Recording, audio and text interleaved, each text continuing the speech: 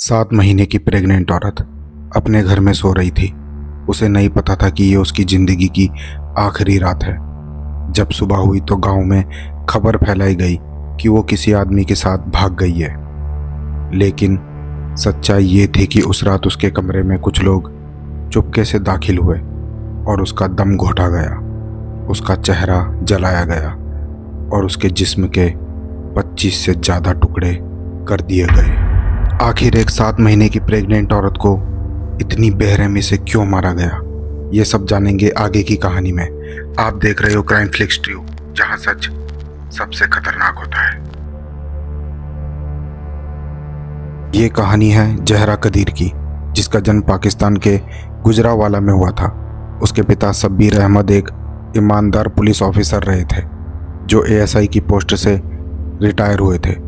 2020 में जहरा की शादी कदीर अहमद से हुई, जो सऊदी अरब में काम करता था। शादी के बाद जहरा अपने पति के साथ सऊदी चली गई, जहां उनका एक बेटा हुआ। जिंदगी साधारण लेकिन सुकून भरी थी। कदीर अपनी कमाई सीधे जहरा के बैंक अकाउंट में भेजता था। पति का भरोसा जहरा पर था, लेकिन यही बात उसके ससुराल वालों यानी कि सास और ननद के दिल में जलन और नफरत का जहर भरने लगी। 2024 की शुरुआत में जहरा 7 महीने की प्रेग्नेंट थी। वो अपने बेटे के साथ सऊदी से पाकिस्तान लौटी और दासका के कोटली मरलान गांव में उसका ससुराल था, वहां रहने लगी। घर में उसकी सास सुगरान बीबी, ननद यास्मीन और दूसरे रिश्तेदार थे। बाहर से यह एक ठीक ठाक परिवार लगता था, लेकिन अंदर हालात पूरी तरह बिगड़ चुके थे। सुगरान बीबी को यह बिल्कुल मंजूर नहीं था कि बेटे की कमाई बहू के पास जाए।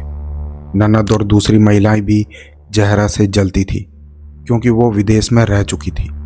इसी जलन की वजह से जहरा पर जादू टोने का इल्ज़ाम भी लगाया गया और कहा गया कि उसने अपने शौहर कदीर को अपने वश में कर लिया है, जबकि खुद सुगरान बीबी कब्रिस्तानों में जाकर काला जादू करती थी। गांव वालों ने उसे कई बार देखा यह सब करते हुए। धीरे धीरे हालात इतने बिगड़ गए कि बात तलाक तक पहुंच गई। सुगरान बीबी ने पहले बेटे और बहू के रिश्ते को तोड़ने की कोशिश की।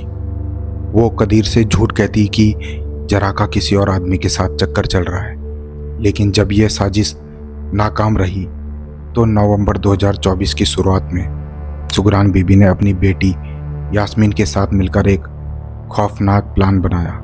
वो प्लान था कत्ल का। सबसे पहले जहरा के पति कदीर अहमद को फ़ोन करके झूठ बोला गया कि जहरा किसी और आदमी के साथ भाग गई है, ताकि बाद में सब यही मान ले और शक ना हो। लेकिन असलियत तो दिल दहला देने वाली थी। 10 नवंबर की रात जब जहरा अपने कमरे में सो रही थी, तभी उसके कमरे में सास सुगरान बीबी और ननद यास्मीन चुपके से दाखिल हुई। दोनों ने मिलकर तकिए से उसका मुंह दबाया ताकि वो शोर न कर पाए। प्रेग्नेंट होने की वजह से वो ज़्यादा देर बचने की कोशिश नहीं कर पाई और कुछ ही मिनटों में उसकी सांसें थम गई। मौत के बाद भी हैवानियत खत्म नहीं हुई। पहचान छिपाने के लिए उन लोगों ने जहरा का चेहरा जलाया। इसके बाद उसके शरीर को बेरहमी से काटा गया। रिपोर्ट्स के मुताबिक उसके जिस्म के 25 से ज़्यादा टुकड़े किए गए, सिर अलग हाथ पैर अलग। इस काम के लिए सुगरान बीबी ने लाहौर से अपने रिश्तेदार नवेद को बुलाया और बदले में उसे 10,000 रुपये ऑनलाइन ट्रांसफ़र किए।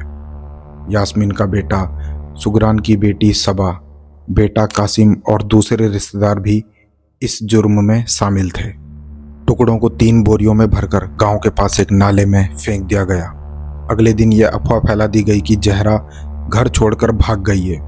इधर जहरा के पिता शब्बीर अहमद लगातार बेटी से संपर्क करने की कोशिश कर रहे थे। कई दिनों तक फ़ोन मिलाया गया, मैसेज भेजे गए, लेकिन कोई जवाब नहीं आया। आमतौर पर जहरा अपने पापा से रोज बात करती थी, इसीलिए अचानक संपर्क टूट जाना शब्बीर अहमद को अंदर से खा रहा था। जब ससुराल वालों से पूछताछ की गई तो उन्होंने हर बार अलग अलग बहाने बनाए।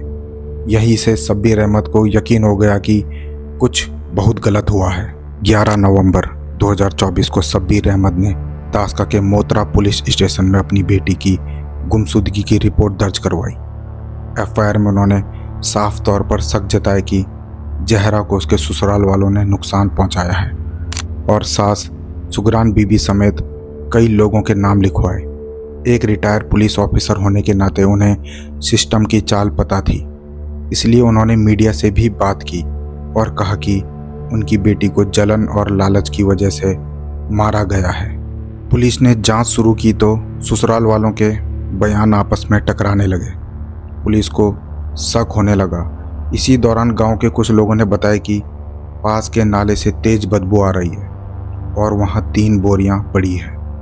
13 नवंबर 2024 को पुलिस मौके पर पहुंची और जब बोरियां खोली गई तो अंदर इंसानी शरीर के कटे हुए टुकड़े मिले। पूरा इलाका सन्न रह गया। पोस्टमार्टम और डीएनए टेस्ट से साफ हो गया कि यह जहरा कदीर की ही लाश थी। शब्बीर अहमद ने बेटी की पहचान की और वहीं रो पड़े। वो अंदर से पूरी तरह टूट गए।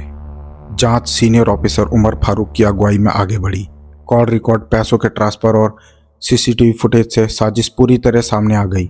17 से 20 नवंबर के बीच सुगरान बीबी, यास्मीन, नावेद और अन्य रिश्तेदारों समेत 8 लोगों को गिरफ्तार किया गया। पूछताछ में उन्होंने कत्ल, चेहरा जलाने, बॉडी काटने और नाले में फेंकने की बात कबूल कर ली। मामला अदालत पहुंचा, लेकिन फरवरी 2026 तक भी कोई फैसला नहीं आया। आज जहरा कदीर का केस घरेलू हिंसा, जलन, लालच और अंधविश्वास के नाम पर की गई क्रूरता की सबसे खौफनाक मिसाल बन चुका है। जहरा का बेटा मां के बिना बड़ा हो रहा है और शब्बीर अहमद हर दिन यही सवाल पूछ रहे हैं कि क्या मेरी बेटी को कभी इंसाफ मिलेगा या ये कहानी भी सिस्टम की धीमी चाल में दबकर रह जाएगी। आप इस केस के बारे में क्या सोचते हैं? अपनी राय कमेंट में ज़रूर बताएं। ऐसी और रियल क्राइम स्टोरी सुनने के लिए वीडियो में लाइक, कमेंट, शेयर जरूर करें और चैनल को सब्सक्राइब करना ना भूलें। मिलता हूँ अगली रियल क्राइम स्टोरी में। तब तक के लिए टेक केयर।